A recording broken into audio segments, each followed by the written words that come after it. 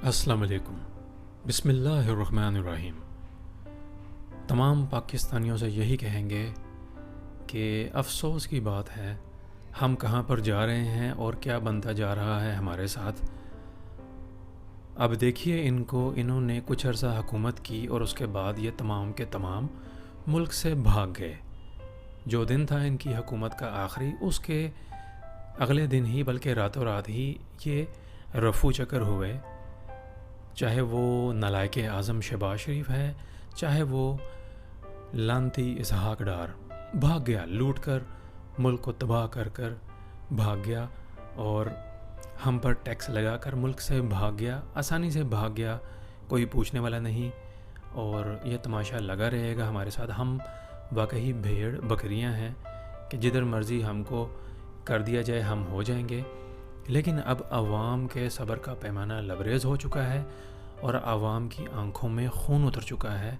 अब आवाम ने इनको नहीं छोड़ना, इन चोरों को, लुटेरों को, जिन्होंने हमारे साथ ये जुल्म किया और हम पर मुश्किलात डालकर खुद मुल्क से भाग गए। अल्लाह ही इनको गारत करे और इनको तबाह व बर्बाद करे। इन पूरे ख़ानदानों को सफ़ाए हस्ती से मिटा दे जिन्होंने हमारे साथ जुल्म किया।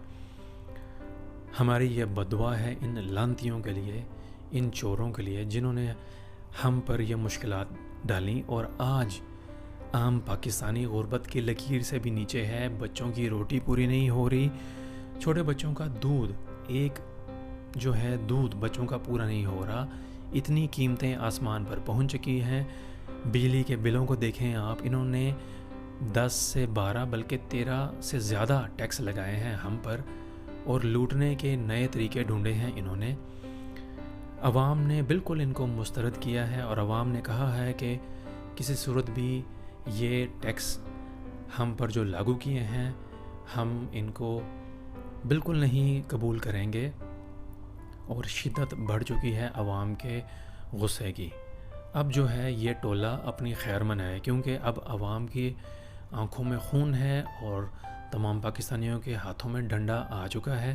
और अब जो है ये चोर बचेंगे नहीं और ज़िल्लत इनका मुकद्दर है। सबसे पहले हमने ख़ुद का मुहासबा करना है, हमने ठीक होना है, हमने मुहिब वतन बनना है और एक दूसरे का एहसास करना है। तब ये चोरों का टोला हमसे दफ़ा हो जाएगा और ये लानती करप्ट टोला जो हम पर मुसल्लत किया गया ये अपने अंजाम को पहुँचेगा इंशाल्लाह। यही हम दुआ करेंगे अल्लाह ताला से कि हम पर करम फरमा दे और इन चोरों को निस्तो नाबूद कर दे जिन्होंने इस अर्ज़ पाक को इस हाल तक पहुंचा दिया है।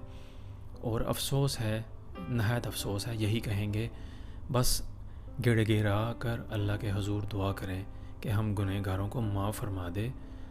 हम गुनाहों में लथपथ हैं, यही वजह है कि हम पर ये अज़ाब आते जा रहे हैं और हम गुर्बत की लकीर से भी नीचे चले गए हैं, एक दूसरे को काट रहे हैं।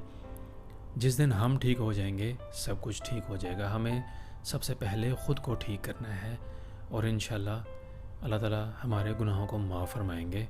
आप सबका शुक्रिया। अस्सलाम वालेकुम वरहमतुल्लाहि वबरकात।